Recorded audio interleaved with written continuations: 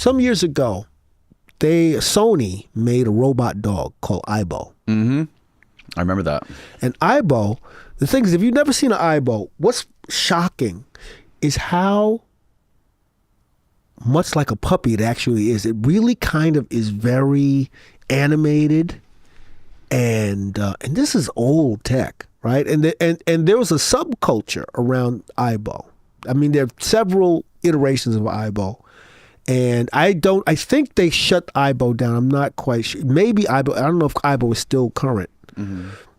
But the thing about that is, imagine AIBO with a CPU, really, really boosted CPU.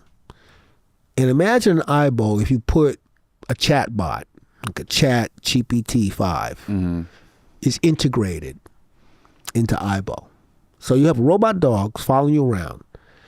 And imagine if you could just talk to the dog and the dog was able to respond in, it was given like a voice. And you will be able to talk to the dog about anything. You have a little dog running around and you can talk to the dog about anything. And the dog will talk to you and walk around with you. How addictive would something like that be? Oh, yeah. Now imagine this hacked AIBO, this hot-rodded AIBO, and you buy it, get it for your kid. Your kid's 5 years old. And the little AIBO that is a tutor. The AIBO at that point could become a tutor. The AIBO gets to know your kid, knows your kid's friends, right? Can call you if there's a problem, right? And the dog's never going to die. The dog's not going to die after 7 years or 8 years or 10 years. Right. And this robot, and I think it's probably, with today's technology as it is, it's probably doable on a primitive level. But imagine your kid's 5. Your kid has this entity that's with them. It's helping them, and it has the capability to not just tutor your kid, but it can also tutor appropriate to the kid's age. Right. So it's not giving the kid like Bezier curves when they find, it's not teaching them about, but it like grows with them and it kind of pushes the kid, and suddenly the kid's doing, calculus a lot earlier than it would normally. Right. So, I mean, that's just a scenario I'm making up on the spot. And it could also record everything your kid ever said, did, or thought, and it could essentially make that kid's consciousness immortal.